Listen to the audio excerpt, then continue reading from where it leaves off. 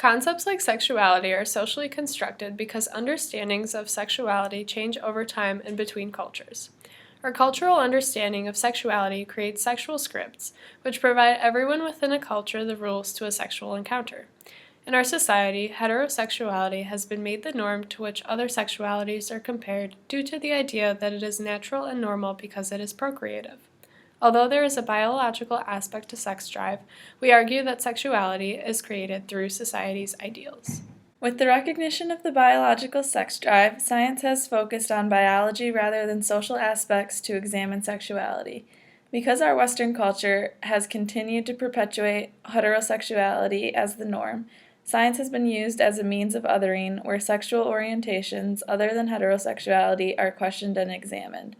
There has been a continued search for a so-called gay gene in order to understand homosexuality, due to the assumption that there must be a biological difference between heterosexuals and homosexuals, or the norm and the other.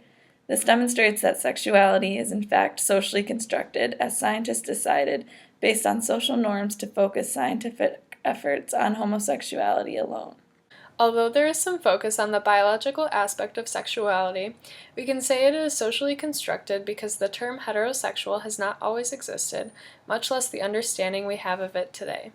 The term heterosexual was created by doctors who turned it into the normal, making all other sexualities the abnormal. The ideas of heterosexuality began as a strictly procreative strategy. As times changed and the economy turned capitalist, sexuality for heterosexuals became more about pleasure than anything else. Heterosexuality has been socially constructed to be the master sex that all other sexualities are compared to.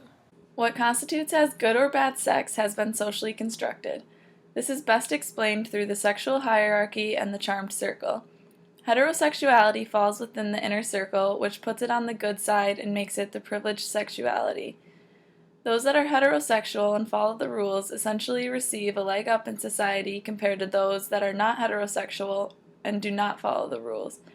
Instead of focusing on the important aspects of sexuality, such as respect between partners or that pleasure can be provided differently for different people, the sex-negative culture we live in focuses on what should be considered wrong and right by society's standards. Social constructionism does not consider that wrong and right in sexuality varies from person to person. The emphasis on heteronormativity and heterosexuality can even be seen in animated films.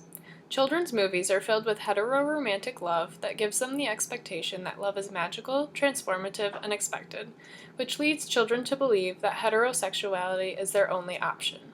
Due to the fact that heterosexuality is socially constructed to be the norm, those that follow heteronormativity expect transformative love as a reward for following the rules. Overall, it leaves an unrealistic idea that following heteronormativity will lead to a happily ever after. As mentioned before, there is a focus on the biological aspect of sexuality, which has been extended to romantic love, where scientists suggest that the feeling of love is grounded solely in biology. However, the biological approach here is limited, as what constitutes love differs depending on the culture and time frame that it is being evaluated. Even within Western culture, we see a shift over time from marriage as an economic unit to a choice made on the basis of true love, which is a change that emerged alongside capitalism. Once marriage was no longer necessary for economic stability, people were able to choose their partners based on romantic love. Therefore, our concepts of sexuality and romantic love are constructed through social aspects that differ throughout time. Not all individuals are sexualized in the same way, and within advertising, there is a large trend towards the sexualization of bodies that appear to be heterosexual, adding to the heteronormativity of Western culture. The typical sexualized male in advertising is the six-pack, who is pictured as young, attractive, and toned. Six-packs are the ideal representation of true masculinity, as they are not only physically masculine, but dominant in the stances that they take. Such a representation shows the six-pack performing proper masculinity, which labels him as properly heterosexual. We often see heteronormativity in images with the six-pack as the true heterosexual because of the construction of his identity by the media.